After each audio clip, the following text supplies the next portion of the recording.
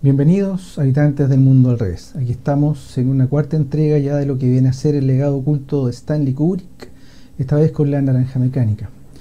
Una película de la cual el director se basó en un libro del mismo nombre, La Naranja Mecánica, del escritor Anthony Burch, a través de una experiencia que el propio escritor tuvo, en donde su esposa se vio envuelta en un ataque que tuvo de unos pandilleros que la golpearon y le hicieron perder el bebé estando ella embarazada.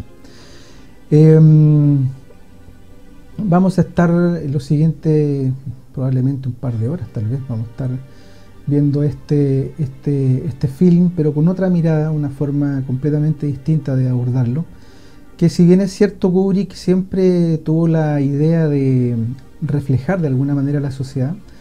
Con esta película él intentó dar una mirada al futuro. No nos olvidemos que esta es una película del año 1971, pero es una película sobre el futuro. Sobre un futuro que él conocía bastante bien al ser parte de las élites gobernantes en el fondo, al ser parte de las sociedades secretas, el propio Kubrick, y al tanto en el fondo de los planes los planes totalitaristas en el fondo que se iban a conformar en el futuro. Kubrick estuvo muy preocupado, y eso lo decía en algunas entrevistas la propia esposa, que era un animal político en el fondo. Kubrick era un tipo que le interesaba muchísimo la política, y obviamente le preocupaba el rumbo que estaba tomando el mundo de alguna forma. Entonces toma esta novela del escritor Anthony Burch del año 62 y la utiliza como excusa para contar ciertas cosas que son bastante interesantes y que vamos a estar analizando. Si uno analiza la película a través de las diferentes capas que tiene, porque obviamente hay una capa directa que es la historia en sí misma, pero también hay otras cosas, elementos que utiliza Kubrick, que lo hemos visto en las otras películas, El Resplandor, Odisea 2001, también Ojos bien cerrados, que fue la última descodificación que hice en el canal. Y nos damos cuenta de que en el fondo hay elementos, hay objetos, fotogramas de la misma película que hay que analizar con detalle para empezar a darnos cuenta de que hay un lenguaje simbólico, hay ciertas cosas que Kubrick nos quiere decir, utilizando planos, utilizando a los propios actores, utilizando los personajes, utilizando lo que se puedan imaginar. En el fondo todos los elementos sirven a Kubrick para poder contarnos algo que digamos que el espectador que no está entrenado no va a lograr ver. Entonces lo que vamos a hacer ahora es una mirada completamente diferente de La Naranja Mecánica, que es en el fondo, y desde el punto de vista que lo voy a abordar, obviamente esotérico, algo que está más allá de lo visible, de la materia, y nos vamos a dar cuenta de que aquí se cuenta la historia, de alguna forma, de cómo el ser humano, el profano, aquel que no entiende, digamos, de cómo funciona este mundo visible, de que hay cosas invisibles que hacen que funcione este mundo visible, cómo el profano, en el fondo, es utilizado para que estas élites gobernantes, en el fondo, hagan lo que ellos quieren, en el fondo. Entonces, La Naranja Mecánica es una especie de rito de iniciación, al mismo tiempo un sistema de control. De hecho, el nombre de Orange Clockwork se dice, no he visto que esté tan sacramentado el hecho de que signifique el hombre mecánico, a través de una palabra orange en malasio, que significa hombre. Por lo tanto, an Orange Clockwork significaría un hombre mecánico. Pero más allá de eso, de si fuera así o no, el escritor Burch desmiente, digamos, que sea así, que se llame por eso, sino que él lo toma porque es una novela extraña, una novela rara, y hay un dicho en Inglaterra que dice algo más raro que una naranja mecánica, ¿no? Digamos que de ahí se toma el nombre, y específicamente porque es un libro raro, es un libro extraño. De hecho, el escritor utiliza una mezcla de Cockney, que es una especie de coa inglés, junto con el ruso, y crea el Nastat, que es este idioma con el que se escribe el libro, que es bastante difícil de entender si no se lee el glosario con los términos, digamos, de este idioma para poder comprender la película, el libro. La película Kubrick no utiliza tanto este idioma para que se pueda entender y se pueda comprender más fácilmente. Entonces son ciertas palabras simplemente que utiliza, en este caso, los actores para poder representar a estos drugos, que es una palabra en Nastat que quiere decir, viene del ruso drug, que significa amigo. no droga. Mucha gente cree que es drugos por drogas, no, es drugos es amigos.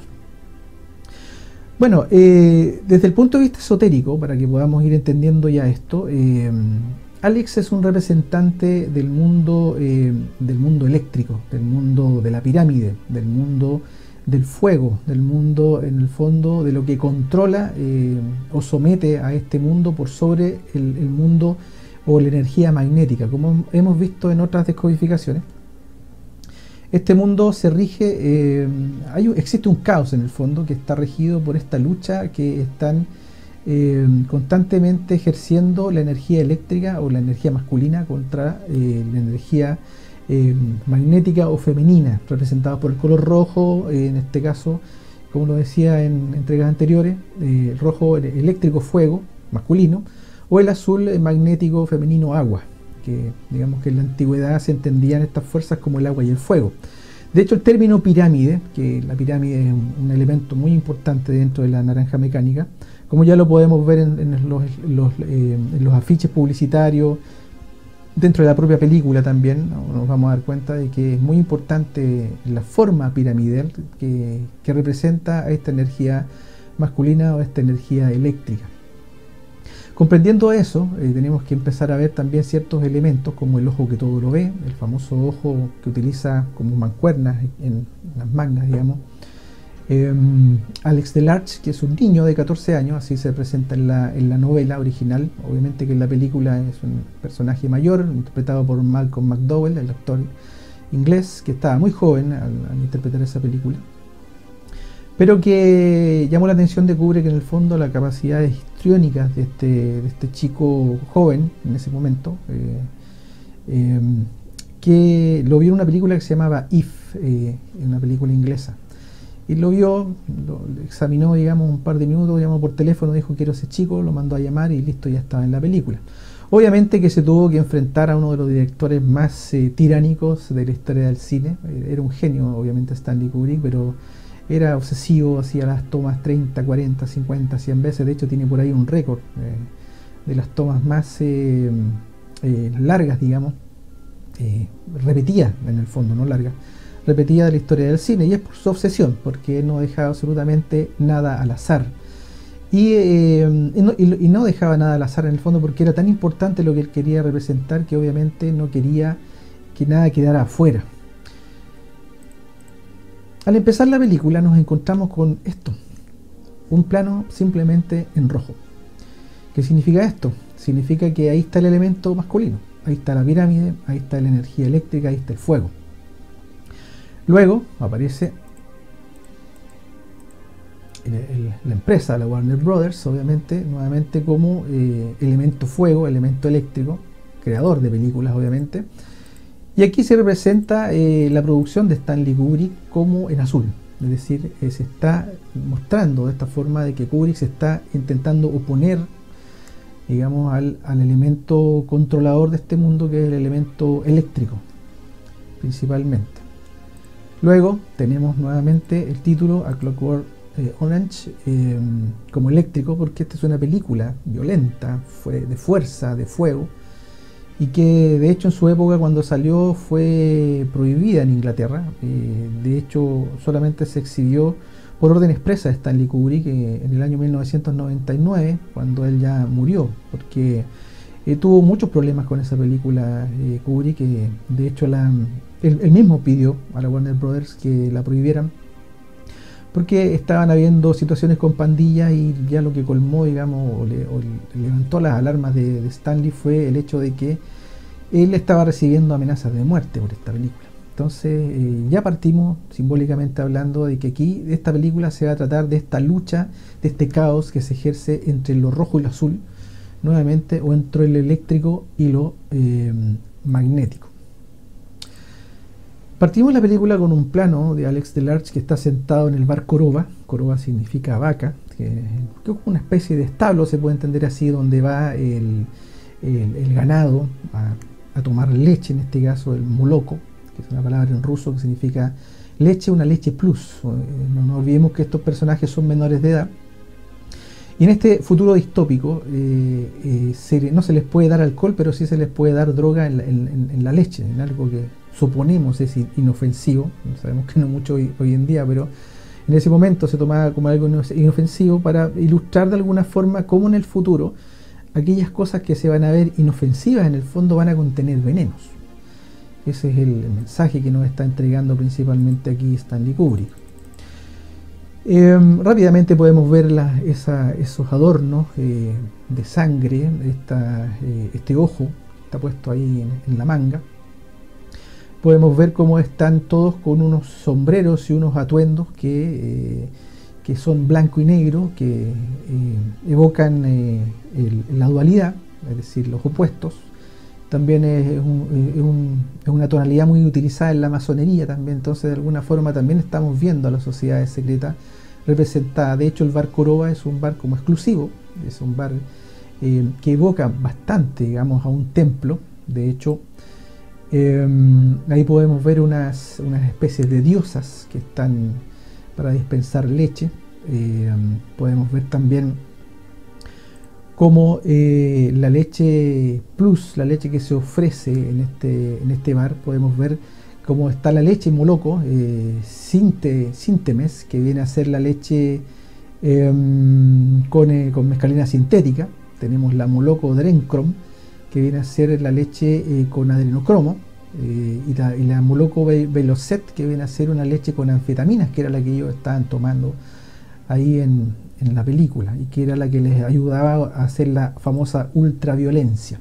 El adrenocromo es un compuesto químico que se utiliza para ciertas curaciones, pero que en el caso, digamos, de esta élite que controla el mundo a través de sacrificios humanos y estas cosas que hemos estado viendo a través de bastantes programas aquí también dentro del canal del Mundo al Revés, nos damos cuenta que el adrenocromo es obtenido de alguna manera a través de rituales de sangre, en donde la adrenalina de la víctima a través de la propia sangre es consumida como una droga que produce, dicen, uno de los efectos alucinógenos más potentes que existen. Y Kubrick nos la está colocando en esta película, el adrenocromo, como una de las drogas en el fondo que utiliza esta élite. Por lo tanto, ahí está nuevamente representando el hecho de que efectivamente Kubrick nos está diciendo que el bar Koroba, más allá de un bar, es una especie de templo, como vamos a ver también más adelante, y que queda más claro en un fotograma, en una escena en donde queda claro de que es un templo a una diosa, exactamente.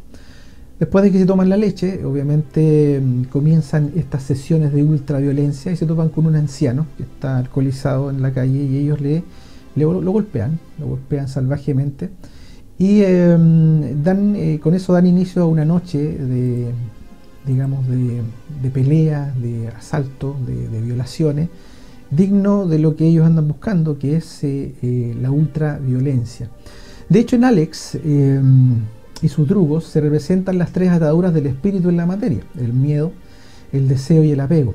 El miedo está expresado en la ultraviolencia, el deseo y la adicción al sexo de este grupo, y el apego encarnado principalmente en Alex en lo que es la música de Beethoven. Digamos que esa es la lucha que se representa, y cómo este sistema también crea esta marioneta llamada Alex para poder de alguna manera representar la forma en cómo este mismo sistema utiliza estos tres elementos, el miedo, el deseo y el apego, para inclusive controlarnos a nosotros. Es decir, aquellas cosas que hasta las cosas que queremos son utilizadas en contra de nosotros, como le pasa a Alex en el caso de Beethoven.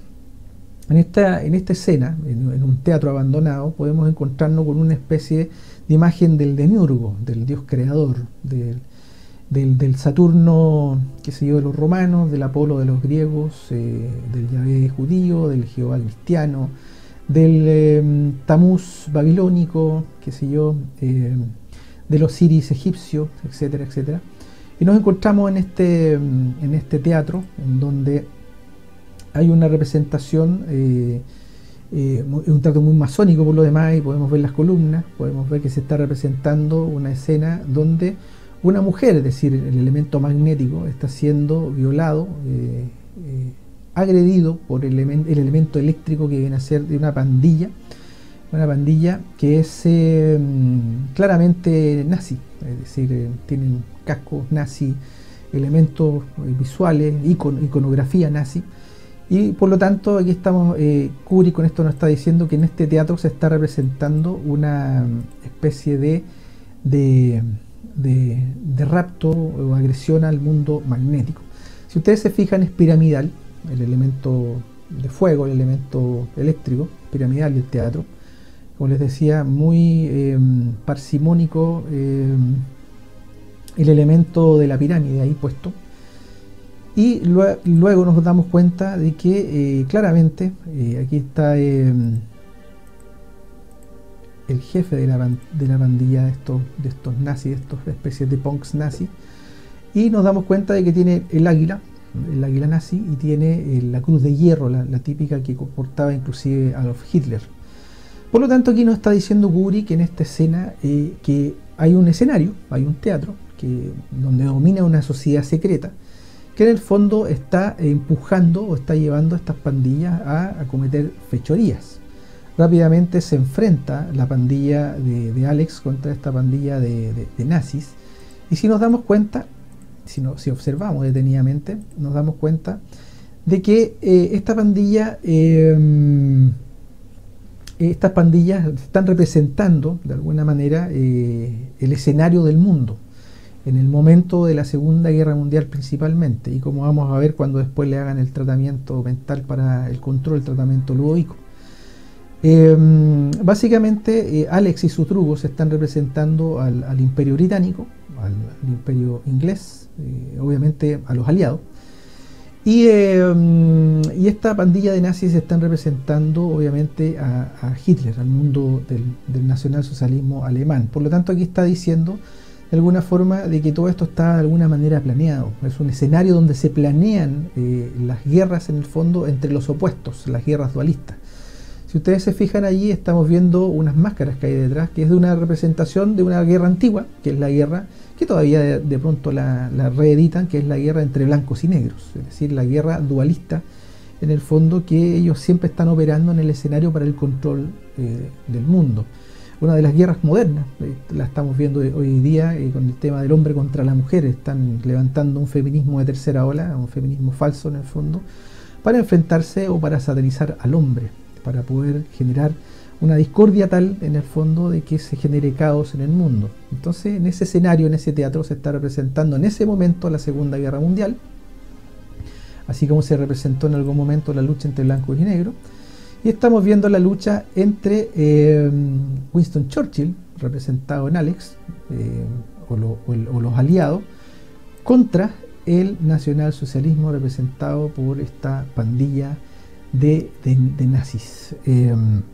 Obviamente que, como es una obra de teatro, está en un escenario, es una obra, esta élite decide quién gana y quién pierde. Aquí se decidió que ganaban los aliados, perdía el nacionalsocialismo, y se comenzaba a conformar este mundo que tenemos hoy día de bancos, deudas, crisis y guerras, de la creación de la propia ONU, que se creó para que no hubiesen más guerras, pero estamos viendo cómo inclusive hay más guerras hoy día.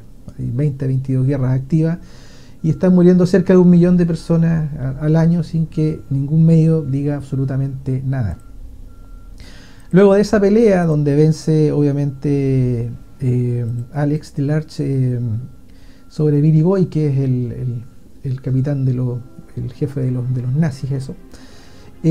Toman un Durango, que es un auto para la época futurista, y comienzan una alocada carrera a través de una carretera donde hacen que los autos se tiren a las esquinas, digamos, dejando claro de que ellos son los dueños, digamos, del lugar, tal como obviamente ocurrió con los que ganaron la Segunda Guerra Mundial. Se tomaron el mundo en sus manos, se tomaron las finanzas, se tomaron el control completo global, digamos, del mundo a través de la ONU, a través del sistema bancario internacional, a través del Fondo Monetario, a través del Banco Mundial principalmente. No nos olvidemos que ellos se recrearon e hicieron los acuerdos de Bretton Woods, donde dejaron amarrado al mundo prácticamente entero al dólar y a la deuda externa. Por lo tanto, estos mafiosos que ganaron la Segunda Guerra Mundial son los que nos gobiernan hoy día. Luego de una carrera obviamente desenfrenada, en donde dice, el propio Alex dice lo siguiente, dice: pronto entre árboles y sombras, hermanos míos, se presentó la verdadera oscuridad. Ahí tenemos a los y sus drugos que pasan por debajo de ese camión, y si ustedes se fijan, atraviesan una pirámide a través de esas tres luces. Es decir, hermanos míos, se presentó la verdadera oscuridad. Simbólicamente están entrando en el mundo eléctrico, están entrando en el mundo del fuego, están entrando en el fondo a esta verdadera oscuridad que se va a enfrentar obviamente con el mundo magnético. De ahí se crea el caos. De hecho, cuando ellos ya en el plano siguiente, que están llegando a la siguiente casa donde van a cometer fechorías, nos encontramos con una pirámide nuevamente invertida, de otra forma, digamos, no tan equilátera, pero una pirámide finalmente, las tres luces, una pirámide invertida, es decir, emulando el mundo magnético. Es decir, nuevamente aquí Kubrick nos está diciendo, ojo, aquí esto se trata de la lucha, tal como lo rojo y lo azul al inicio de la película, se trata de la lucha entre lo eléctrico y lo magnético, o entre lo femenino y lo masculino. En esta casa está el escritor llamado Alexander, que si ustedes se fijan tiene una máquina eléctrica roja, de color rojo, que después va a cambiar de color azul, que también ahí va a haber digamos, un cambio energético a propósito de lo que le pasa. Aquí tenemos una representación del propio Burch, que es el escritor, digamos, que a su esposa la violan probablemente. Y efectivamente ellos están intentando entrar en esta casa para poder seguir ejerciendo lo que se llama la ultraviolencia. Si ustedes se fijan, la esposa del escritor, de Alexander, está saliendo de un huevo. Es decir, aquí hay nuevamente una evocación, aquí hay una mujer que está saliendo de un plan, de un huevo, de algo que están haciendo, emergiendo. Y tal como se veía en el propio Resplandor, como este falso feminismo en el fondo está siendo controlado por el propio fuego, por eso que ella está de rojo. Es decir, no es la verdadera energía magnética en el fondo que está tratando no de luchar, sino que de equilibrar la ecuación. Lo vemos saliendo de un huevo en el fondo que está en color púrpura, que es justo el color intermedio entre el rojo y el azul. Y ella está llana a subir una pirámide. Luego que ella sube la pirámide, nos encontramos con el piso ajedrezado nuevamente de las sociedades secretas, en este caso de la masonería internacional, que es uno de los poderes que están detrás, digamos, de los poderes políticos principalmente. Y nos encontramos con que aquí Alex la convence finalmente para entrar, y comienza esta sesión de ultraviolencia donde esta mujer es salvajemente violada por obviamente el mandato desbocado del fuego piramidal, digamos de la fuerza eléctrica en este caso. En esta escena Alex DeLarge, aquí hay una especie de, no es un mito, el propio Malcolm McDowell lo ha dicho, lo ha contado. Él dice que la idea de cantar Singing in the Rain, que es una canción de una película del mismo título, Cantando bajo la lluvia, de Gene Kelly, de un cantante y bailarín norteamericano de la época de oro de Hollywood, de los 50, y que él dice que a él se le ocurrió, estaban en blanco, él se le ocurrió, dice que Kubrick le dijo, ¿tú sabes bailar, cantar? Dijo, sí, sí sé. Y la única canción que él dice que se sabía era precisamente esa. Entonces empezaron a darse cuenta de que había una situación bastante extraña y bastante curiosa de que una película tan livianita, tan simpática, tan linda, fuera utilizada su melodía principal en una violación. Digamos que esa dicotomía de alguna forma marca una de las escenas más icónicas de la historia del cine, y que funcionó perfecto para la idea.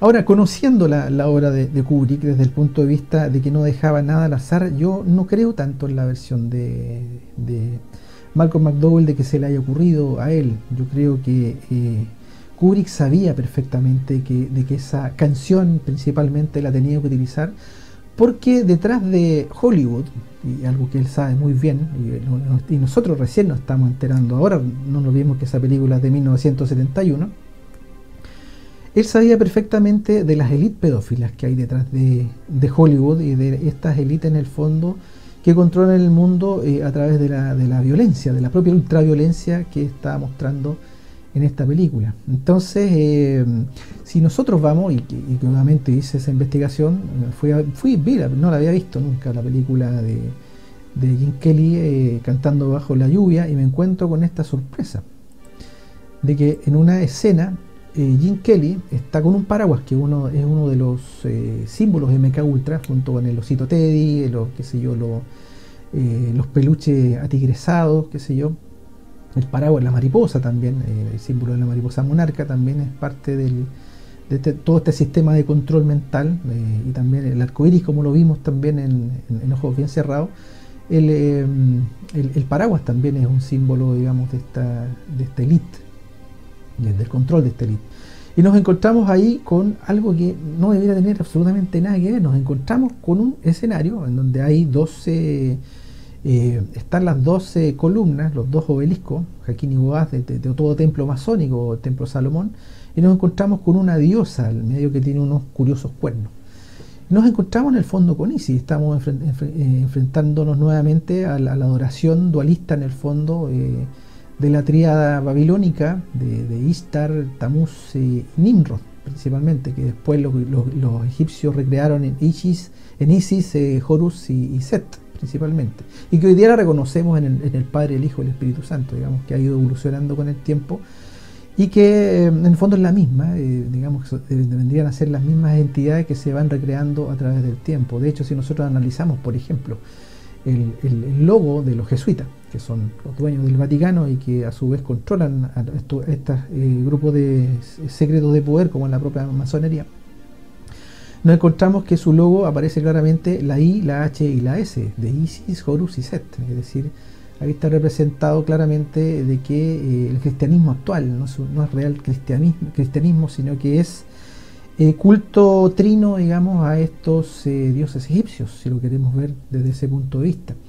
Y entonces nos encontramos que esto no lo pudo haber sabido de ninguna forma el actor Malcolm McDowell. Esto tiene que haber sido una idea claramente de Stanley Kubrick, que habría sido demasiado obvia, digamos, para hacer como que él hizo pasar, digamos, como que se le ocurrió, yo creo, a Malcolm McDowell, porque en el fondo la letra inclusive de esa canción, si la quieren analizar, es todo una invitación MK Ultra, digamos, a control pedófilo, control sobre los niños. Y ahí tenemos al propio Gene Kelly haciendo finalmente una reverencia a esta diosa Isis, haciéndole una reverencia sobre unas letras que dice Mahout, que en idioma indio quiere decir aquel que doma a los elefantes. Es decir, estamos hablando de que el propio Gene Kelly era uno de estos domadores en el fondo, pero no de elefantes, sino que de otras personas. Son estos controladores MK Ultra, como en algún momento también lo fue, y que lo vimos en la película, en la descodificación de Ojos Bien Cerrados. El creador de la cienciología, no me acuerdo en este momento de su nombre, ya me voy a acordar. Bueno, Ron Howard, creo que era el nombre de él, el creador de la cienciología, en la cual está metido el propio Tom Cruise, digamos, que estaba ahí en la película Ojos Bien Cerrados, porque tal y como les decía, Stanley Kubrick no deja nada al azar, así que yo no creo esto que comenta Malcolm McDowell, de que a él se le ocurrió cantar Singing in the Rain. Yo creo que Kubrick tenía muy claro de que tenía que meter Singing in the Rain en el fondo, precisamente por esto, porque ahí se está viendo, y justo en esa escena que canta la canción, y en esa escena estamos viendo cómo se ve toda una suerte de rito masónico, de rito en el fondo egipcio, de adoración, en este caso a la diosa Isis. Dentro de la propia película de Singing in the Rain, podemos ver de que es muy liviana, muy simpática la película, y es la historia en el fondo de cómo Hollywood nos engaña, cómo nos pone en el fondo estrellas que no son de verdad, y tienen que poner, en este caso la chica que está detrás está doblando la voz de la actriz principal, que no sabe cantar, por ejemplo, o tiene una pésima voz en este caso, ambas cosas. Entonces, por lo tanto, nos está mostrando cómo esta película nos muestra cómo Hollywood en el fondo nos engaña a través de, obviamente, de lo que viene a ser la magia del cine. Y que en el fondo estamos viendo finalmente cómo estos seres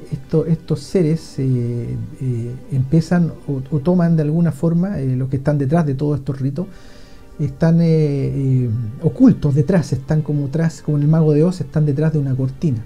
De hecho, por ejemplo, en la imagen central que ustedes están viendo allí, esa es una estatua de Gregorio III que está en el Vaticano, y hay un soldado que está levantando el velo debajo del trono y hay un reptil. Es decir, ahí está diciendo, en el mismo Vaticano nos están diciendo de manera alegórica que lo que hay debajo finalmente del papado son reptiles.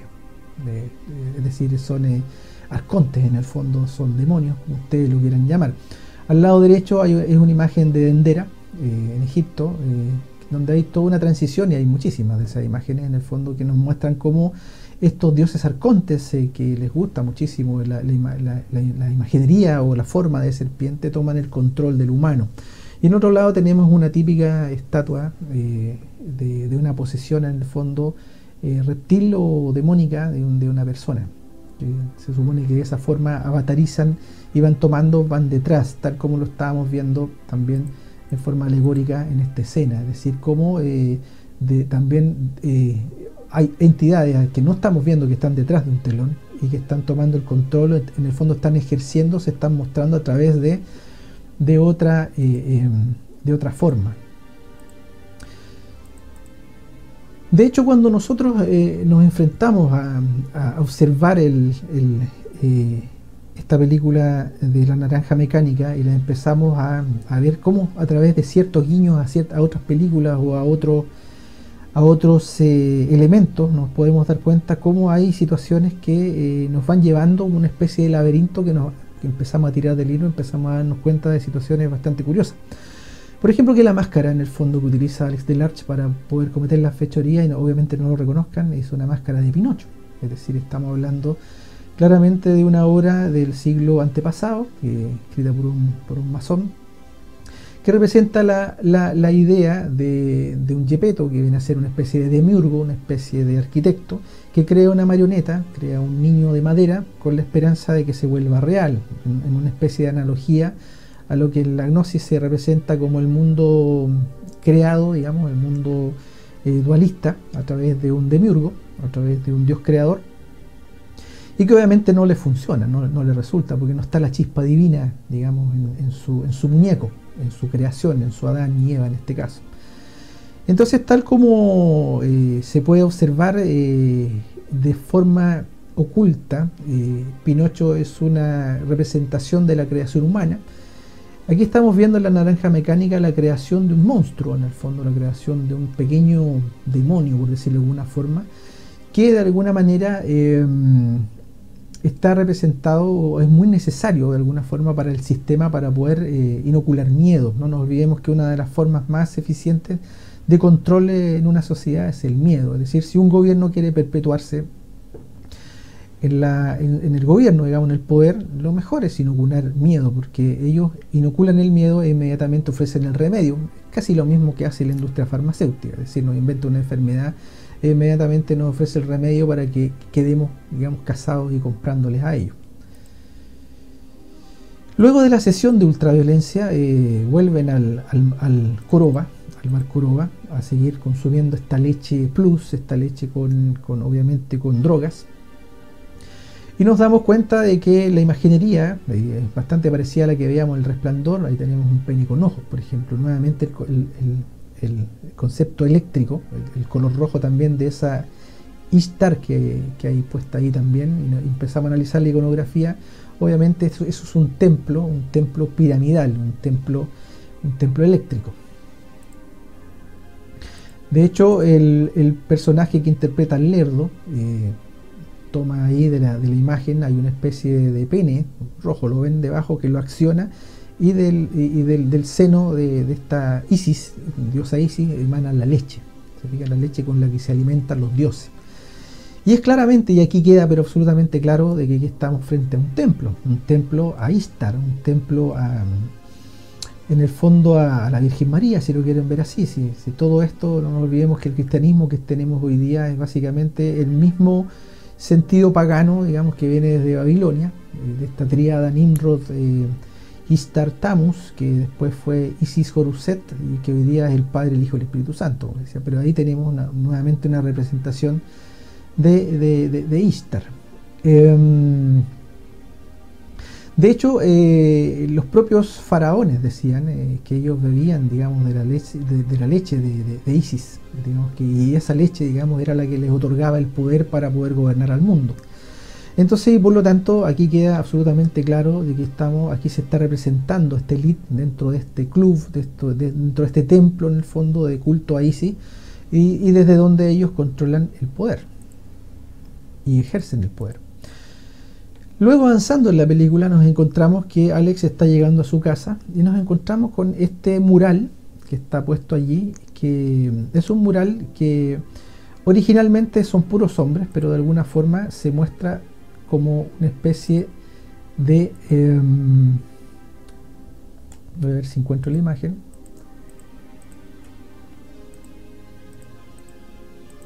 Bueno, parece que no la puse.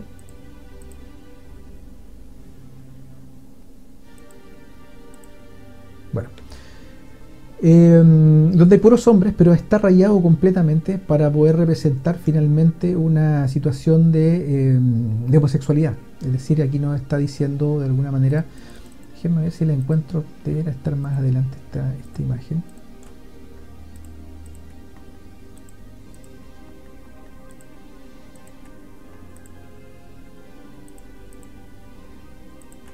Déjenme ver si la encuentro porque es muy necesario que la veamos. Bueno, parece que no la guardé. Ah, ahí está. Bueno, se me corrió del lugar, digamos. Ahí está el mural precisamente, pero está intervenido. Está intervenido, en el fondo esos hombres han sido convertidos en homosexuales. Es decir, aquí nos está diciendo Kubrick que... No nos está diciendo que la homosexualidad sea algo artificial. Eso obviamente sabemos que existe desde siempre. Pero aquí Kubrick nos está diciendo de que en el futuro, en este futuro en el fondo, esta va a ser artificial, va a ser en el fondo empujada a través de modelos o moldes en el fondo para poder de alguna forma ejercer esta dualidad que está diciendo, esta pelea, esta lucha que se está ejerciendo entre lo masculino y femenino, literalmente hombre y mujer hoy en día, para de alguna manera hacer que la mujer trate de ser como un hombre y al mismo tiempo que el hombre trate de ser como una mujer. Esto está bajo los planes de despoblación mundial, es decir, mientras obviamente se junten hombres con hombres y mujeres con mujeres no va a haber descendencia. Suena de locos, pero digamos que eso es exactamente lo que está haciendo este elite hoy en día. Están empujando, digamos, a la homosexualidad y tal y como lo estamos viendo aquí en este mural intervenido, Kubrick nos está diciendo que esto está siendo de alguna forma empujado, está siendo llevado de una manera artificial. Todo es en el departamento. Alex, aquí podemos seguir viendo esta iconografía. Aquí estamos viendo estos rombos en el fondo que están representando a los dos triángulos eléctrico y magnético en oposición, para decirnos constantemente y a través de símbolos de que, ojo, esta película se trata del caos que produce, digamos, esta lucha entre lo eléctrico y lo magnético. Aquí estamos en la habitación de Alex y si ustedes se dan cuenta hay un disco solar en esta lámpara. Los motivos del cubrecama son claramente un disco solar, una estrella hexagonal, 6 puntas hexagonal, que es una evocación de la estrella de 6 puntas, la estrella de los dos triángulos en el fondo que se interponen. Y ahí podemos ver cómo Alex está en un espejo. El espejo a través de Kubrick también siempre nos está diciendo que, ojo, esta no es la verdadera realidad, esto es una especie de ilusión. Ahí podemos ver a la serpiente de Alex, ahí podemos ver el detalle del ojo y ahí podemos ver claramente el disco solar que está puesto en la cubrecama, que nos está diciendo de alguna forma de que, ojo, esto es culto al sol, esto es culto a la pirámide, esto es culto al mundo eléctrico, al dios al dios eléctrico, en el fondo al Elohim, que es el dueño, digamos, de la dualidad. También nos está diciendo obviamente con la serpiente que los que controlan y manejan este mundo son hijos de la serpiente. Son en el fondo la semilla del mal que controla las sociedades secretas, controla las religiones, corporaciones, bancos, etc. Aquí nuevamente de manera magistral, aquí hay un dibujo al fondo de una mujer que está con las piernas abiertas y esta serpiente está simulando ser un pene que está tratando de entrar, digamos, en esa mujer.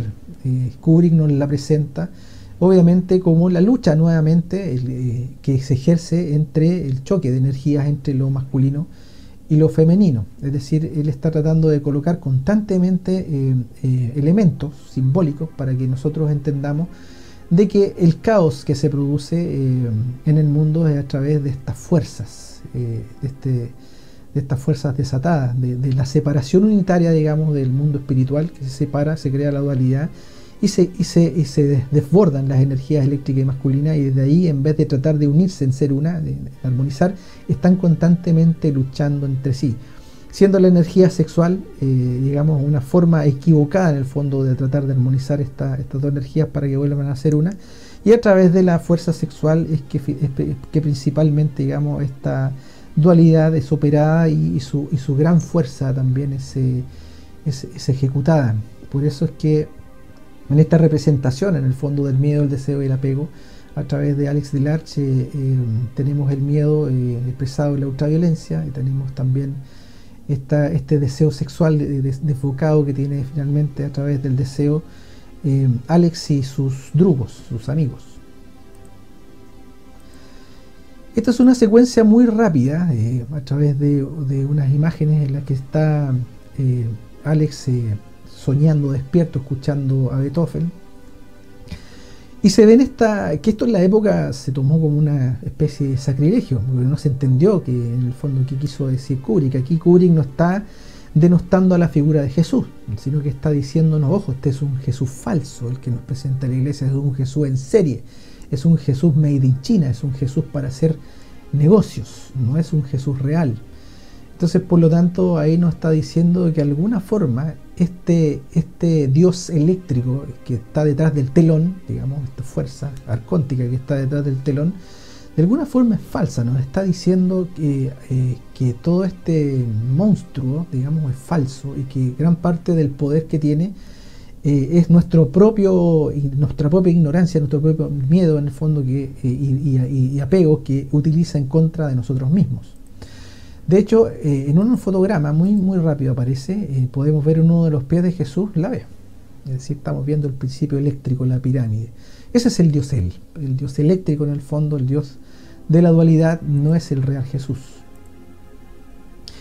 Y aquí también en un fotograma muy rápido podemos ver la T de Tamuz, es decir, de la tríada babilónica. Es decir, tenemos que entender, y esto hay que tenerlo muy claro, de que la cruz que hoy día entendemos como la cruz cristiana, en el fondo viene desde hace muchísimo tiempo atrás, desde hace como 3000 años antes de Cristo, y que es la T de Tamuz, que era el equivalente, digamos, a Jesús, ya en la época de Piscis, digamos, y en la época de Tauro, digamos, aparece este dios Tamuz, y ahí viene la tríada Tamuz, Enrod, Ishtar.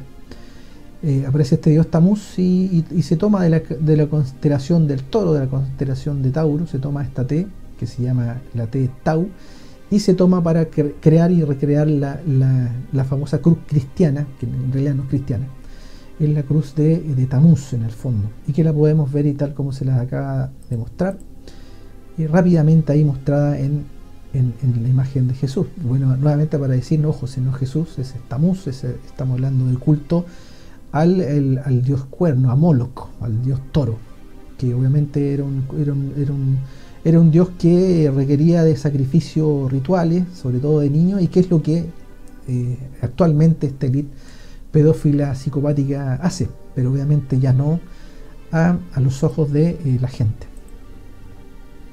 Nuevamente aquí, en esta escena donde Alex Delarche está como desvariando, está como en una especie de trance, se ve muy cortito una escena en donde una novia es ahorcada.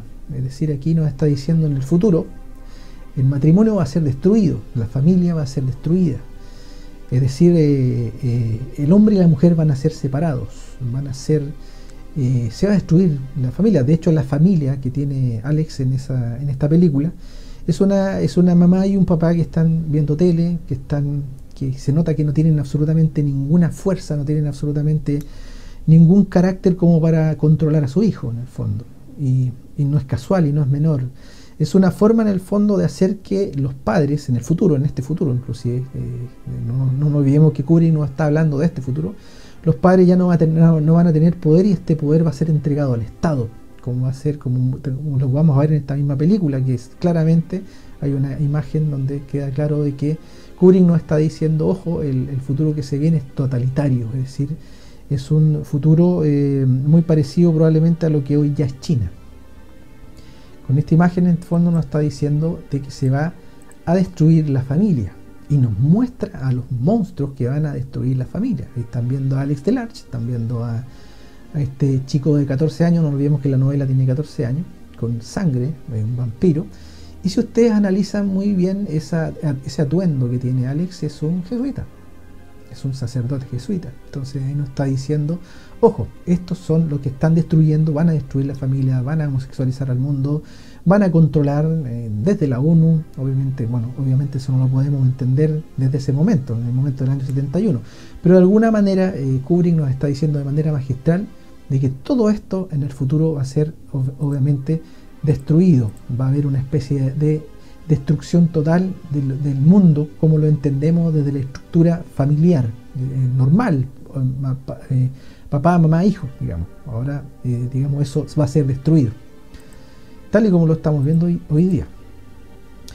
Bueno, aquí tenemos a Alex en su habitación, tenemos ahí al masón Beethoven, tenemos la serpiente, el rojo y el azul, fíjense en la cama, y estamos viendo nuevamente cómo nos está presentando Kubrick el escenario de las energías que se están mostrando en esta película. Ahí tenemos al papá de Alex, si ustedes se fijan en esa flor, culto solar, estamos viendo de nuevo la pared ajedrezada detrás, diciéndonos que esto es terreno en el fondo de la sociedad secreta, y que por lo tanto allí nos manda la familia, aquí no está mandando la familia, aquí está mandando una especie de estado totalitario que va a quedar a cargo completamente de los menores de edad. De hecho, en esta escena aparece Deltoid, que es el inspector de la escuela pública donde se supone que asiste Alex, y Alex no está yendo a clase. Entonces la mamá le entrega la llave, ahí le muestra la llave, le entrega la llave para que entre a casa. ¿Qué nos está diciendo Kubrick con esto? Nos está diciendo que los titiriteros de la energía magnética y masculina, fíjense en las pelucas detrás, roja y azul, los titiriteros de la energía, de estas dos energías antagónicas, van a tomar el control a través del estado de los niños, de los jóvenes. Y aquí lo está diciendo. De hecho, el inspector Deltoid tiene una conversación con Alex de por qué no está yendo a clases, y le dice que hubo una pelea en donde hubo unos chicos que fueron golpeados y apareció su nombre. Y obviamente el inspector le advierte de que en algún momento va a caer y lo van a atrapar. Y nos está diciendo también Kubrick de alguna forma de que con esa imagen, digamos, de que hay una relación entre esta fuerza que controla el Estado, que es esta élite financiera global, digamos, esta élite ritualista, con la pedofilia. No nos olvidemos de que Alex tiene solo 14 años, y ahí el personaje le está tocando los genitales al niño, en el fondo. Se nos está diciendo, ojo, en el futuro los que van a controlar al Estado son pedófilos, y claramente nos lo está diciendo. Ahora, ahí abriendo el plano, tenemos la peluca roja, azul, y tenemos al costado la verde. No nos olvidemos, y como vimos también en programas anteriores que hemos descodificado, son los tres colores principales. Esto lo expliqué en extenso, si mal no recuerdo, en la descodificación que hice del Resplandor, que es fantástica también, digamos, todo lo que hay detrás, y que nuevamente Kubrick nos está diciendo y revelando quiénes controlan al mundo. Dentro de esta revelación que nos hace Kubrick de que el Estado va a haber un Estado totalitario que va a controlar a nuestros jóvenes, encontramos esta curiosa, entre comillas, no sé si decir resolución, de la UNICEF del año 2001, si mal no recuerdo, donde dice que el avance, el enfoque del derecho ha permitido que los niños y niñas dejen de ser percibidos como una categoría pasiva, dependiente de la familia, pasando a ser sujetos de derechos ante los cuales el Estado y no la familia es el garante último. Parte de la base de que para que los niños desarrollen de forma plena su potencial y no sufran en amplios espectros, los niños no son propiedad de sus familias, o sea, los padres, Por lo tanto, aquí nos está diciendo claramente, esto no me lo he inventado yo, esto es la propia UNICEF. Aquí estamos hablando de un organismo que está trabajando en el fondo bajo los planes que nos está contando Kubrick en esta película, y que dice claramente: los ciudadanos no son de las familias, los hijos son ciudadanos, los ciudadanos son del Estado, el Estado formará a sus ciudadanos. Esto fue acordado en la Asamblea General de la OEA en Cancún en el año 2017. Por lo tanto, aquí no estamos hablando de conspiranoia, estamos hablando de algo que ya se ha decidido, y que por eso estamos viendo cómo los estados están empujando cada vez más a separar a los padres de sus hijos, porque este estado totalitario quiere tomar el control, en el fondo, de los niños. Y lo estamos viendo, cómo están metiendo ideología de género, cómo están metiendo en el fondo esta forma, en el fondo, de hacer que no tomen conciencia naturalmente de su sexualidad, sino que se les fuerce a hacer algo que en el fondo no son, se les empuje a hacer algo que no son, principalmente, digamos, por esta fuerza, esta energía que están empujando para homosexualizar a la mayor cantidad de personas posible. De hecho, en esta escena, Alex, en el libro son niñas de 12 años, de 10, 12 años, no más que eso, y que están con unos helados con forma de pene, y vemos ahí como Alex literalmente prueba un pene. Entonces nos está diciendo que ojo, para allá va esto, o sea, los niños los están homosexualizando. Luego hay una escena en donde Alex lleva a estas niñas a su casa, y originalmente esa escena duraba como media hora. Obviamente Kubrick se dio cuenta que era demasiado larga, y la vemos ahí en cámara rápida, en un par de minutos, simplemente, obviamente con música de Beethoven detrás. Y ahí nos está diciendo en el fondo cómo en el futuro el sexo es casi un juego, es casi una cosa muy, muy light, donde no hay ningún cariño simplemente, y aparece el animal en el fondo, el simple animal en el fondo, ejerciendo la necesidad en el fondo de sosegar un deseo, así de simple. Bueno, aquí nos topamos nuevamente con los drugos que han ido a buscar a Alex, que no lo habían visto desde hace un tiempo, a propósito de este tema de la pandilla, de lo que había ocurrido y de esta violación. Y aquí Alex empieza a sufrir como una especie de golpe de estado de parte de sus compañeros, porque en una escena en el coro, cuando hay una mujer que está cantando una piezas de Beethoven, uno de los drugos, que es el lerdo que está ahí sentado, se burla, y Alex lo golpea con el bastón. Y de ahí se empieza a crear en los otros tres compañeros una especie de motín, en el fondo, una especie de motín en donde van a tratar de quitarle el poder a Alex, el poder obviamente del liderazgo del grupo. Y para eso están ahí ellos en ese momento, se lo quieren comunicar, es decir, que las reglas han cambiado y que ahora ya él no va a ser el que va a mandar. Y comienza una conversación en el fondo. Ahí tenemos el escenario detrás del que ya expliqué, de este mural. Y tenemos en el fondo una situación en donde están conversando y están viendo en el fondo, hay un forcejeo, digamos, con Alex para que suelte el mando.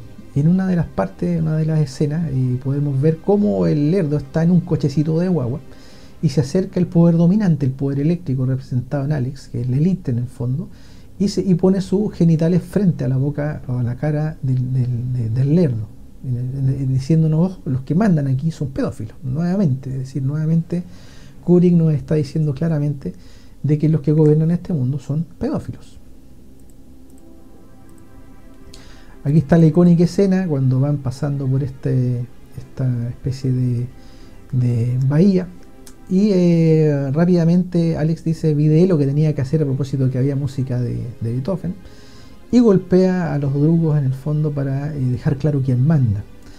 De hecho, en una de las escenas, y que también se repite en El Resplandor, el cuchillo cortando la mano, evoca que esta élite en el fondo es una élite de sangre, que hace pactos de sangre, que necesita y se escuda o se protege a través de ritos de sangre, principalmente. Entonces aquí nos está diciendo, a través de esta pelea, de que este es un grupo de élite que tiene mucho que ver con pactos de sangre, con ritos de sangre.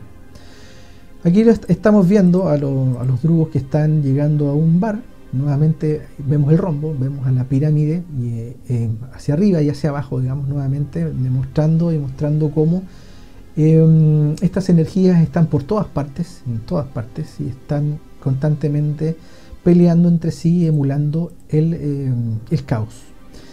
En esta escena, esta es la Catwoman, la mujer de los gatos, la encontramos precisamente armando una pirámide, es decir, diciendo que aquí hay una mujer, si bien es cierto una mujer, aquí no rige el principio femenino, sino que rige el principio masculino. De hecho, esa mujer, si uno analiza los cuadros que hay ahí, es lesbiana, es decir, no le gustan los hombres, le gustan las mujeres, y de ahí viene el principio, digamos, eléctrico.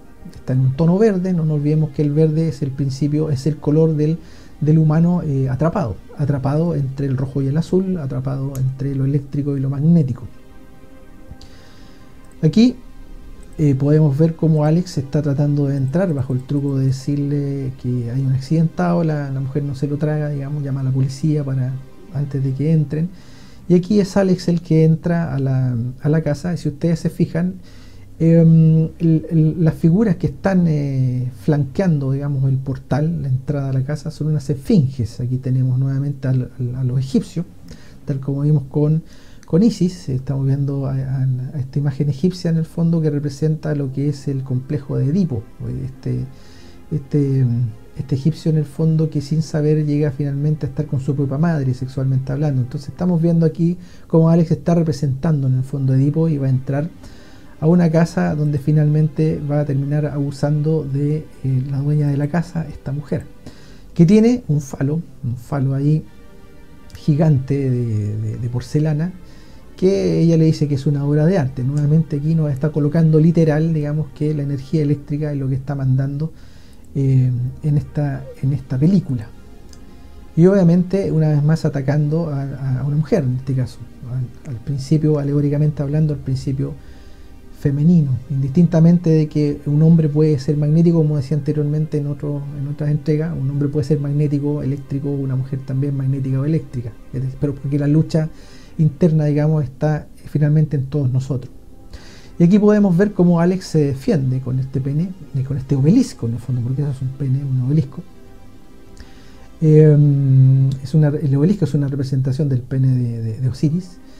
Y esta mujer se está defendiendo nada menos que con un busto de Beethoven, es decir, se está atacando a Alex con aquello que le gusta, porque tal y como les decía al principio, de eso se trata, así juega el sistema, es decir, nos atrapa y nos ataca inclusive con aquello que nos gusta.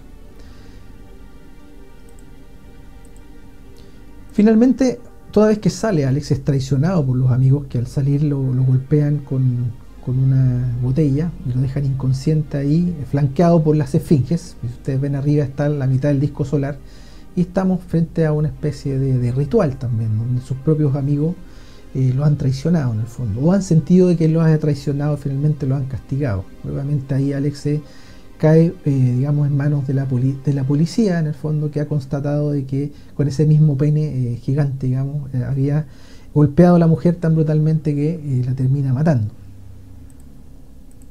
Aquí tenemos al inspector del TOI, que es el del colegio, que entra, digamos, a hablar con la policía, y ahí le cuenta el inspector de que la mujer ha muerto en el fondo, ¿no? Y por lo tanto Alex está metido en un gigantesco problema. Toda vez que se constata la muerte de la mujer, Alex es condenado a 14 años de prisión y es llevado a esta prisión bastante sui generis, en el fondo, donde tenemos discos solares y nuevamente tenemos la estrella de 6 puntas, es decir, tenemos esta representación del hexágono en el fondo, que circunscribe a la estrella de 6 puntas en el fondo, que es la estrella de los dos triángulos que se interponen, que la podemos ver por ejemplo en la famosa estrella de David, que jamás fue de David, pero la podemos ver allí, en donde están estas dos energías que se están, o en la bandera de Israel actual también, es la misma. Estas dos energías que están profitando del caos en el fondo, que están viviendo o están armando todo su sistema de poder a través del caos. Entonces aquí estamos viendo cómo esta cárcel en el fondo está representando, digamos, estas dos fuerzas, y finalmente es lo mismo de siempre, la energía eléctrica y la magnética luchando. Eso es lo que se ve en la estrella de 6 puntas o en la mal llamada estrella de David.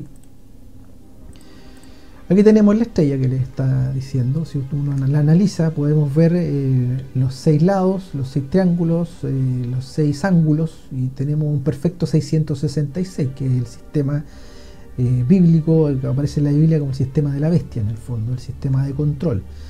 También podemos ver este sistema de control en Saturno. Ahí tenemos unas imágenes de la sonda Cassini, que se puede ver claramente como en el polo norte hay un hexágono y en el polo sur hay un ojo. O también lo podemos ver en el mundo musulmán, en la Meca, como este cubo, llamado cubo de Saturno también. Los musulmanes empiezan a girar en círculo, igual que los anillos de Saturno, para generar energía para este sistema arcóntico, para este sistema, digamos, de entidades o dioses, digamos, que nos controlan, nos gobiernan. Toda vez en la cárcel, Alex sabe que la única forma que tiene de salir pronto, digamos, es portarse bien, y se alía, o de alguna forma el sacerdote de la cárcel lo toma como una especie de discípulo y empieza a ayudarle, qué sé yo, en las misas, etcétera. Se convierte en una especie de acólito de este cura.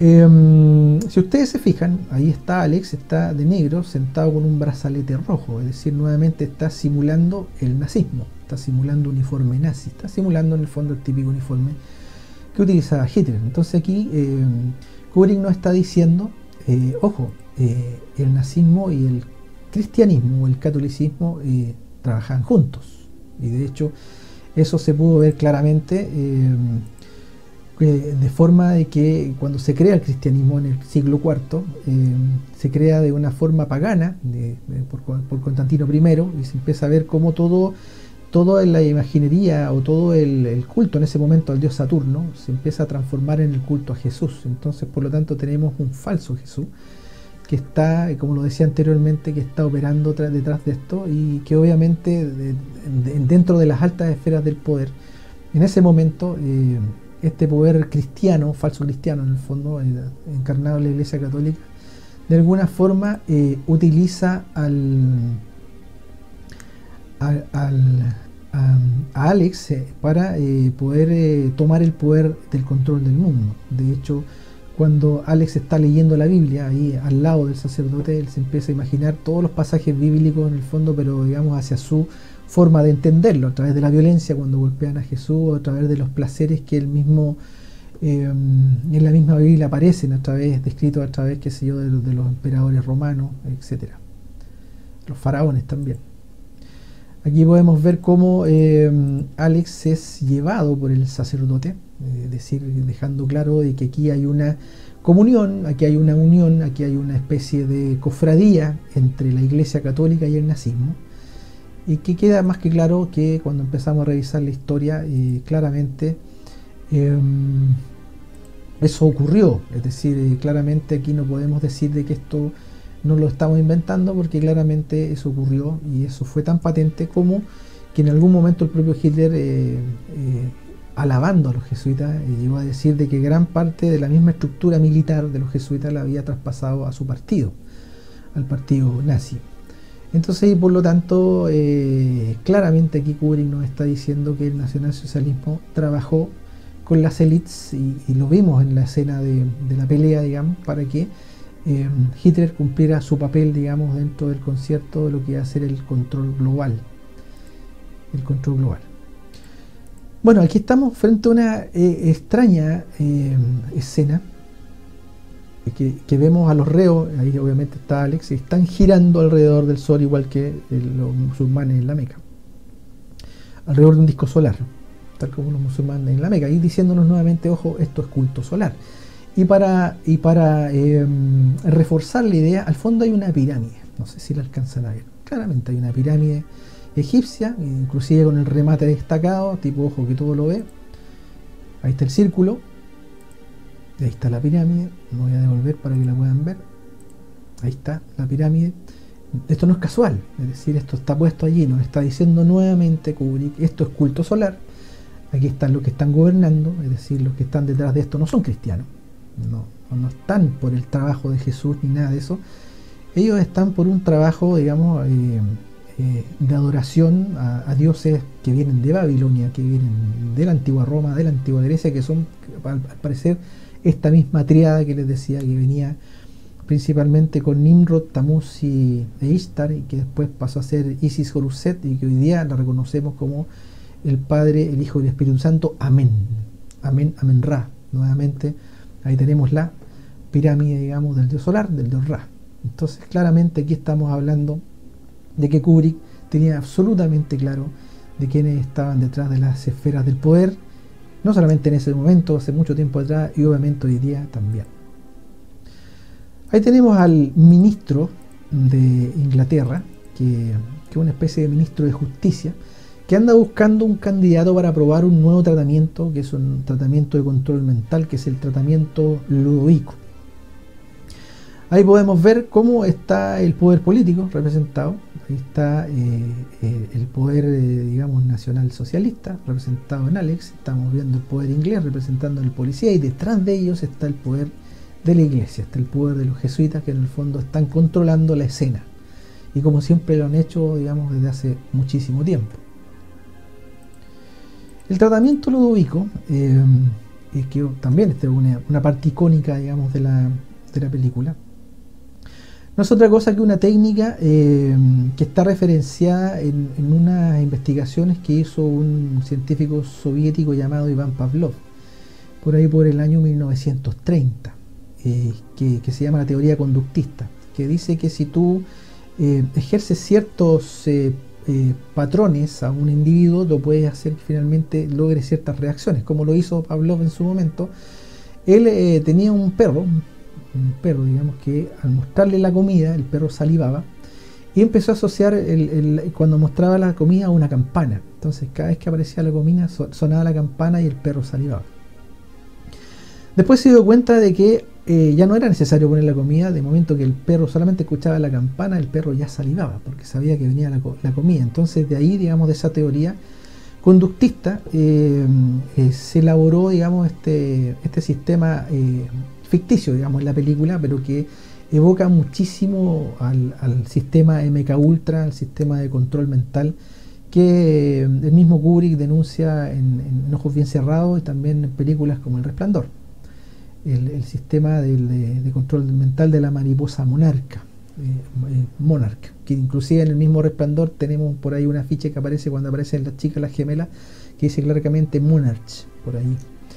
Y que bueno, esa descodificación la pueden ver aquí en mi canal, y se llama exactamente así: El Resplandor, el legado oculto de Stanley Kubrick.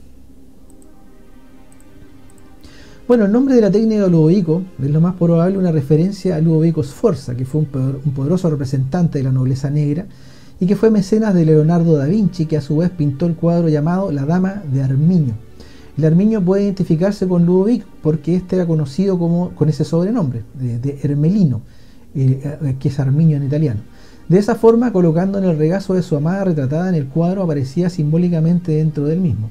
Por otro lado, el apellido de la joven, Galerani, significa también Arminio, en lengua griega, Gale. Aquí hay una referencia clara también a Ojos Bien Cerrados. Recordemos que la élite, es decir, de dónde viene, digamos, en este caso, esta técnica proviene de la propia élite, y le ha puesto Ludovico, digamos, en honor, digamos, a uno de sus principales representantes de la antigua nobleza negra. Y tenemos también la escena en El Resplandor, cuando la niña le dice al personaje de Tom Cruise, Bill Halford, le dice al oído: elige una capa de Arminio. Le está diciendo: si tú quieres colarte en las fiestas de la alta sociedad, tienes que portar algo realmente que está a la altura, un traje de Arminio. Entonces aquí claramente la técnica de Ludovico, a través de Sforza, que era que le decían el Arminio o el Hermelino, nos está diciendo de que esta élite está detrás, digamos, de esta técnica de control mental, que aquí se llama Ludovico, pero que en la vida real se llama el control monarca, MK Ultra. Dentro digamos, de esta tratamiento, que digamos, ¿cuál es el conductismo aquí? A Alex se le ata, se le abren los párpados para que no pueda cerrarlo, y estar constantemente viendo escenas de violencia. Al mismo tiempo que está viendo escenas de violencia y está escuchando Beethoven, se le está inyectando una especie de droga que físicamente le hace sentir muy mal, tan mal que cree morir. Entonces, por lo tanto, y eso lo repiten muchas veces. Entonces, ¿dónde está el conductismo? Que ya no era necesario, digamos, ponerle la droga, simplemente cuando él viera algo violento o escuchara a Beethoven, iba a sentir esos síntomas, ¿sí? A sentir morir, y por lo tanto la técnica iba a funcionar en el sentido de que este sujeto en la calle iba a ser incapaz, entonces, por lo tanto, de ver violencia o de ejercerla, o inclusive de no siquiera poder escuchar a Beethoven, porque inmediatamente se iba a sentir morir. Digamos que dentro de lo que son lo que es la técnica de Ludovico y lo que fue el descubrimiento de Pavlov, que era un fisiólogo ruso, soviético en ese momento, no es tan descabellado pensarlo, y de hecho de ahí se tomó probablemente muchas de las ideas para finalmente conformar y terminar armando el sistema MK Ultra de control mental, finalmente, a través del Instituto Tavistock y a través de las diferentes agencias de espionaje, que en el fondo no es tanto de espionaje, sino que son de control, fondo de control de la gente, de las sociedades. Dentro de las imágenes que le muestran, bueno, aquí viene el refuerzo, les muestran imágenes obviamente de la Segunda Guerra Mundial, nuevamente reforzando la idea de que en ese teatro, al principio de la película, donde pelea la pandilla de los nazis, de Billy Boy contra Alex Delarge, representando a Winston Churchill y el otro representando a Hitler, no es casual, es decir, estuvo puesto allí principalmente porque efectivamente Hitler no está diciendo eso fue en el escenario, eso fue planeado. Esta élite financió ambos lados, creó ambos lados y decidió quién ganó y decidió finalmente quién perdió. Aquí nuevamente parte de las imágenes que le muestran los médicos, digamos, a Alex cuando lo están drogando en el tratamiento Ludovico. Y podemos ver cómo nuevamente tenemos esta dualidad, un edificio en llama en el fondo que ha sido bombardeado, imágenes reales de la Segunda Guerra Mundial, y esta estatua en el fondo de niños danzando felices y alegres. Esta dicotomía en el fondo la representa también muy bien Kubrick, mostrándonos de esta forma la dualidad, como por ejemplo cuando está Alex cantando Singing in the Rain y al mismo tiempo golpeando a los habitantes de la casa, al escritor y a la mujer. Aquí ya Alex está entrando en pánico, es decir, ya no está soportando, digamos, está funcionando el tratamiento Ludovico, es decir, y él mismo empieza a gritar que todo eso es un pecado, eso no puede ser, que paren, que ya está curado, que no puede seguir viendo las atrocidades que le están mostrando. Para demostrar esto, el ministro de Justicia de Inglaterra lo lleva a una especie de exposición pública. Ya vemos que Alex está de azul, ya no es el eléctrico, ya no está de rojo. Está completamente desvirtuado, digamos, de ese fuego piramidal, de ese fuego en el fondo que le hacía moverse hacia la ultraviolencia, y empiezan a mostrar en el fondo cómo aparece un tipo que lo empieza a agredir, a tratar mal, a insultarlo, y Alex no es capaz de defenderse, no es capaz de atacarlo, inclusive recibe la orden de que le tiene que lamer el zapato, y lo hace sin ningún problema, porque es tan mal que se siente y quiere salir de eso, que es capaz de cualquier cosa, pero ya no es capaz de ejercer, digamos, dolor a otras personas. Y aquí viene una disyuntiva filosófica, en el fondo, de que, claro, fue una persona que no puede elegir ser mala, que no le queda otra más que ser bueno, en el fondo, porque ha sido despojado, en el fondo, de su libre albedrío, entre comillas, y ha sido obligado simplemente a elegir una opción que claramente él no eligió. Aquí nuevamente le colocan, ahora para probar en el fondo la violencia ya no la puede ejercer, y ahora le ponen a esta mujer, en el fondo, esta representación de Ishtar, la diosa del deseo, para ver si él es capaz en el fondo de no tomarla sexualmente. Y efectivamente es así. Él se acerca desde abajo, que está en el suelo, y no la puede tocar. Se siente morir, digamos, y ahí claramente entramos en esta disyuntiva filosófica de que si efectivamente este hombre nuevo, este Alex que ya no puede agredir, efectivamente es un ser humano o dejó de serlo, para pasar a ser simplemente un muñeco que no puede decidir nada. Independiente en el fondo de que ya el sistema de violencia es algo que ni siquiera está eligiendo, es un sistema que ha aprendido del propio sistema. Aquí podemos ver cómo finalmente hay aplausos, digamos, el sistema de Ludovico es una maravilla, funcionó perfecto, y aquí podemos ver en este plano nuevamente la tríada de dioses, digamos, representados ahí, y la pirámide obviamente con el ojo arriba, nuevamente diciéndonos aquí ha salido nuevamente triunfador el sistema, ha salido nuevamente triunfador aquellos que gobiernan tras bambalinas. Como Alex está curado, va a su casa y se encuentra con la sorpresa. Fíjense que él está de un azul oscuro ahí y el otro personaje está de rojo. Es decir, ahora el agresivo es el otro personaje. Aquí estamos viendo nuevamente el Doppelganger, que es el concepto alemán que se utiliza para los gemelos, que es muy utilizado en el mundo MK Ultra, que lo vimos en El Resplandor con la gemela, lo vimos también en el caso de Ojos Bien Cerrados de Halford con su amigo pianista. Y ahora lo estamos viendo nuevamente, en este caso con el hijo postizo que ahora tienen los papás de Alex. Es decir, como Alex estaba en la cárcel y ellos tenían una necesidad, digamos, de suplir el nido vacío, han aceptado a este chico que claramente sustituye a Alex en una clara alusión nuevamente a este doppelganger o a estos mellizos MK Ultra o gemelos MK Ultra en el fondo, que para volver a reforzar la idea de que aquí nuevamente está este elite que le gusta, digamos, ejercer el poder a través del proyecto Monarca, principalmente para la creación de esclavos sexuales, como vimos en extenso en lo que fue la descodificación de Ojos Bien Cerrados y también en parte El Resplandor. Luego de que Alex es rechazado en su casa, él sale a la calle y empieza a encontrarse con todos a quienes agredió. Aquí se encuentra con el viejo que agredieron al inicio de la película, lo reconoce y rápidamente se venga con sus amigos y es severamente golpeado Alex, que no puede defenderse. Recordemos que está bajo el tratamiento Ludovico y cualquier situación de violencia él se siente morir. De hecho, él lo dice, porque va narrando, dice: sé que me van a golpear y todo, pero no voy a hacer nada porque es tan terrible lo que siente que si él tratara de agredirlo, que prefiere que le peguen. A propósito de eso, aparece la policía, que curiosamente son dos de sus ex compañeros, digamos, de la pandilla de los drugos, que curiosamente han sido tomados, digamos, contratados por el propio Estado en este caso, para ejercer el orden público. Es decir, aquí claramente estamos viendo cómo el sistema o los gobiernos en el fondo no necesitan tanto gente, digamos, de moral y ética en este tipo de, digamos, de instituciones, sino que más bien necesitan gente que no tenga ningún problema de ejercer la violencia cuando se necesita. Y en este caso, digamos que los ideales son estos pandilleros que ahora son parte del Estado. Si ustedes se fijan, el Lerdo tiene el 665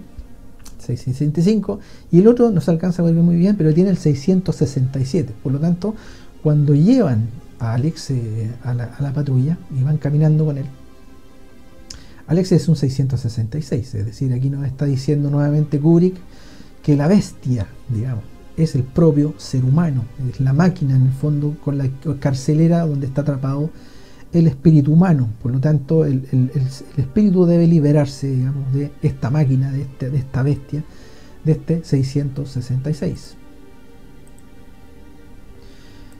Esta es una frase que está en la propia película, que dice: Dios prefiere al hombre que elige hacer el mal antes que al hombre que es obligado a hacer el bien. Esta es la reflexión que hace el propio cura en la película con respecto al tratamiento Ludovico. Y aquí estamos viendo cómo ya es una máquina en el fondo, es una máquina que está trabajando para el propio sistema.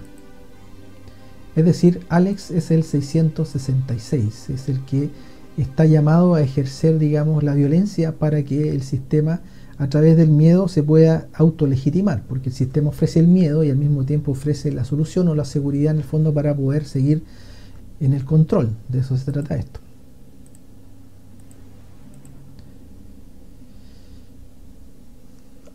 Aquí viene una escena muy extraña, pero que nuevamente, volviendo al tema de que esta película también trata de los ritos de iniciación. Aquí estamos viendo a Alex morir, hay una especie de ataúd ahí con agua, como 666 el propio Alex, y ahí lo sumergen y lo empiezan a ahogar, simulando probablemente uno de los tantos ritos que hay en la masonería, donde hay que meterse dentro de no necesariamente la masonería, sino que la Skull and Bones, que está documentado a través de investigaciones del inglés Anthony Sutton, en donde tienen que simular su propia muerte, tienen que hacer cosas malas, que sé yo, y cosas que en el fondo, para probar que van a estar dentro de la hermandad en el fondo y poder estar ahí contra viento y marea.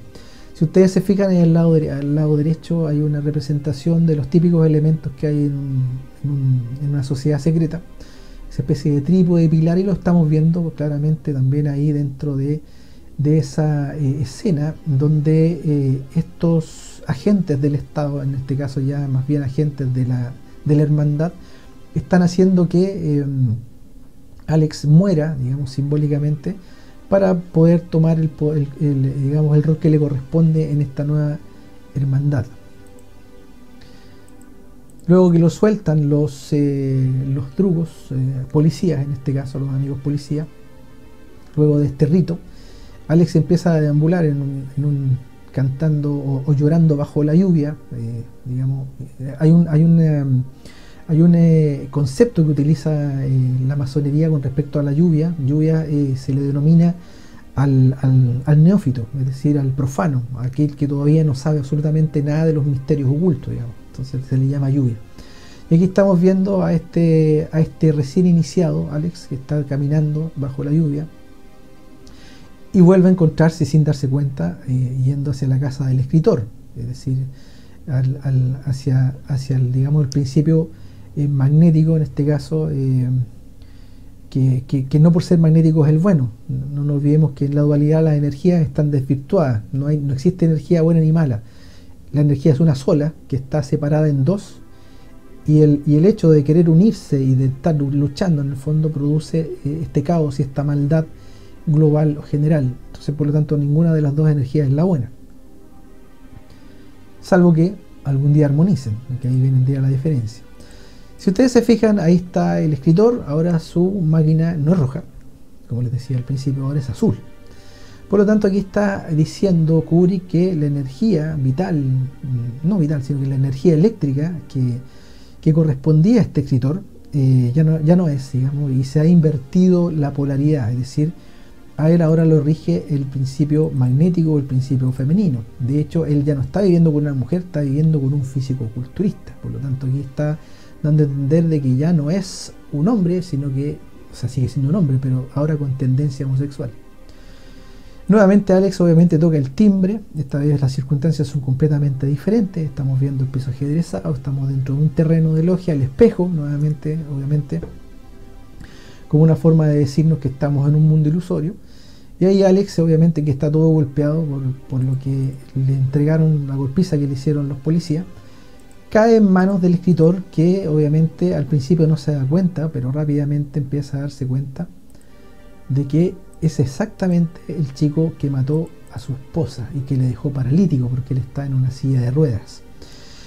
Él en ese momento, este escritor, es un ferviente contrario político al gobierno, que ha inoculado, digamos, o ha creado esta técnica llamada Ludovico. Entonces rápidamente él llama a una especie de jefe y le dice: mire, tengo aquí al chico y que lo podemos utilizar contra el propio gobierno. Aquí la figura, digamos, lo que nos está contando Kubrick, que es como también a nivel político esta dualidad de la izquierda y la derecha, si lo queremos ver así, es un tipo de izquierda.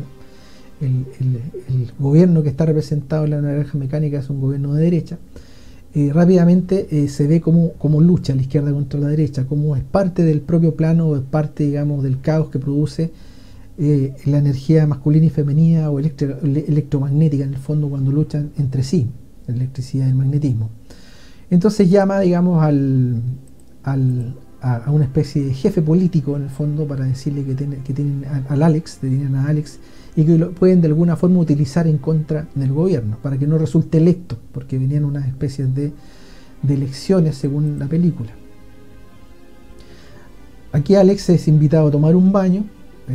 Mientras está en el baño, Alex algo se está dando cuenta de que él decía: bueno, yo estaba con una máscara, no creo que se dé cuenta, pero la verdad es que sí se dio cuenta de que era él.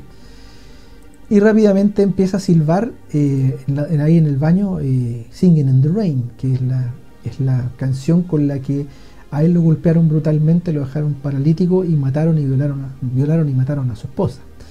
Y ahí, tal como Alex, la música de Beethoven, en el tratamiento ludovico, digamos, lo hacen sufrir, digamos.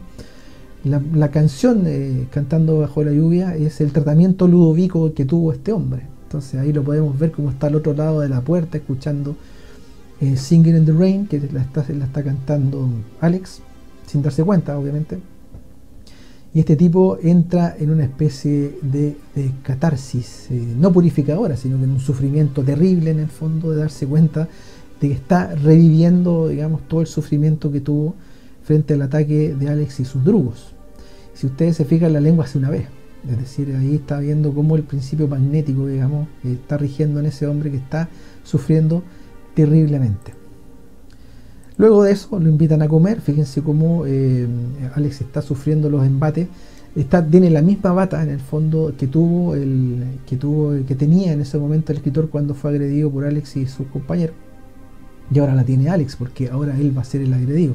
Esa bata tiene lenguas de fuego, es decir, o látigos de fuego en el fondo, que es la forma como Kubrick representa en el fondo la agresión dentro de lo que hace la energía eléctrica o el fuego mismo.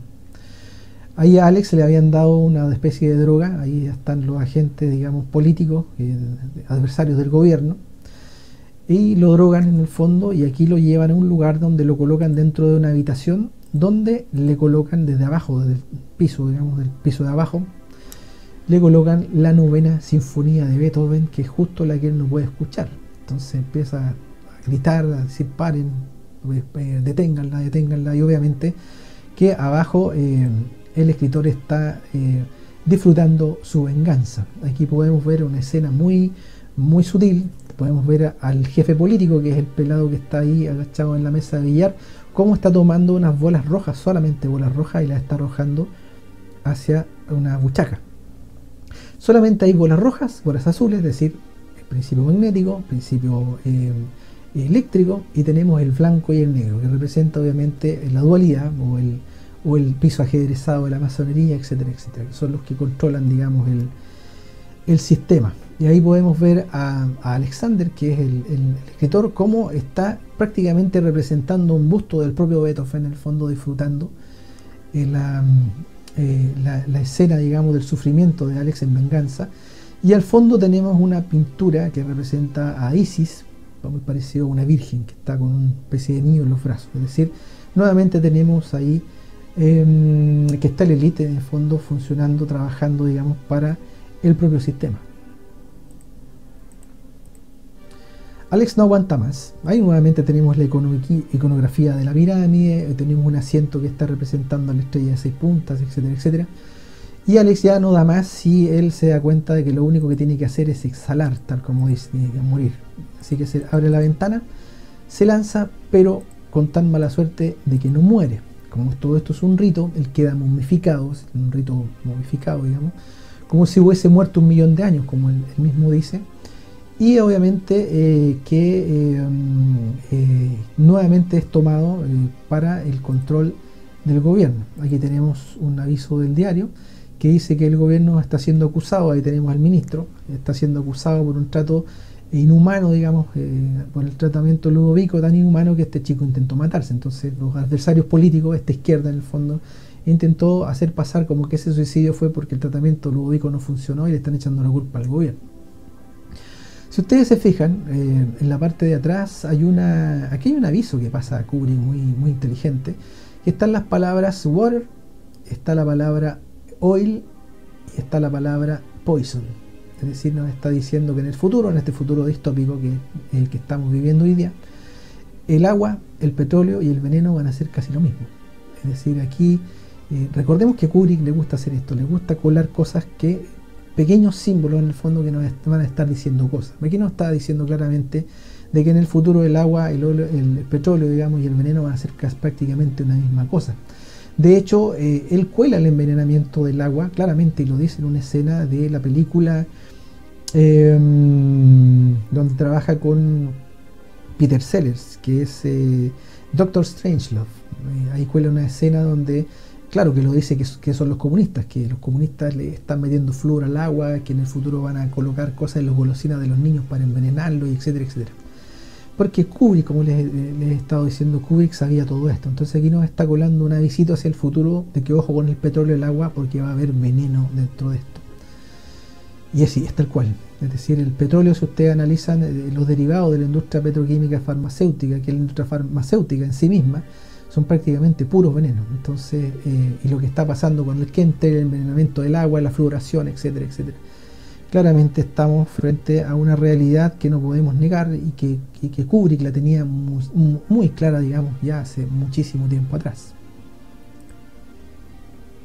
Aquí vemos cómo el primer ministro ya está tratando de ganarse a Alex, está tratando de tomarlo en control como el títere, digamos, que es, y le está tratando de hacer entender de que él es su aliado, de que va a trabajar con él, le van a dar un puesto, un empleo donde va a ganar muy bien, lo que él quiera en el fondo, pero que se muestre ante la prensa en el fondo como aliado, porque lo necesita para ganar las elecciones. Esto es muy típico obviamente de la política, digamos, de la política mercenaria, no la política real, digamos la política falsa, no de la del bien común, sino que la del negocio. Y toda vez que hace el trato con Alex, se hacen entrar a la prensa en el fondo para hacer la farsa como de que son grandes amigos. Y ahí podemos ver cómo Alex dentro de la escena empieza a desprogramarse en el fondo, a salir de la programación artificial del tratamiento Ludovico, que lo había llevado a un extremo en donde él no podía elegir la violencia. Y claramente ahora él queda claro de que sí la puede ejercer. Y termina la escena diciendo, y me curaron muy bien. Obviamente de manera irónica. Y la última escena, que es este fotograma que estamos viendo acá, vemos a Alex que está fornicando con una mujer. Y nuevamente está el élite alrededor, digamos, disfrutando de la escena, tal como vimos en El Resplandor, en la escena de la orgía en la mansión Rothschild, en el fondo, donde nuevamente estamos viendo cómo la energía sexual es tomada, digamos, por las élites. Y aquí lo está representando, digamos, de otra forma Stanley Kubrick, pero claramente nos está diciendo lo mismo. Es decir, Kubrick jamás se repitió, digamos, en sus películas desde el punto de vista del resorte cinematográfico probablemente y artístico, pero siempre nos estuvo diciendo lo mismo. Hay una élite psicopática, ritualista, ávida de sangre, de poder, que nos está gobernando desde hace mucho tiempo y está allí. Y es de la misma, digamos, de la cual él se ocultó durante mucho tiempo, hasta lo que pudo, digamos, hasta el momento en que, faltando 9 meses antes del estreno de Ojos Bien Cerrados, le terminaron matando, porque esa última película ya no es tan alegórica, digamos, como acá, la representación de esta élite y el control, sino que es claramente utilizó las propias mansiones de los Rothschild diciendo, ojo, aquí está la élite pedófila, la élite caníbal en el fondo que controla a este mundo. Bueno, hemos llegado al final de esta descodificación, espero que les haya gustado. Y vamos a estar probablemente viendo otros temas aquí en El Mundo al Revés, como siempre, y cuyo fin en el fondo tiene de entregar información alternativa, información en el fondo que no está disponible probablemente en ninguna parte de los medios tradicionales u oficiales. Así que un abrazo muy grande y nos vamos a estar viendo en otra entrega aquí en El Mundo al Revés. Chao, chao.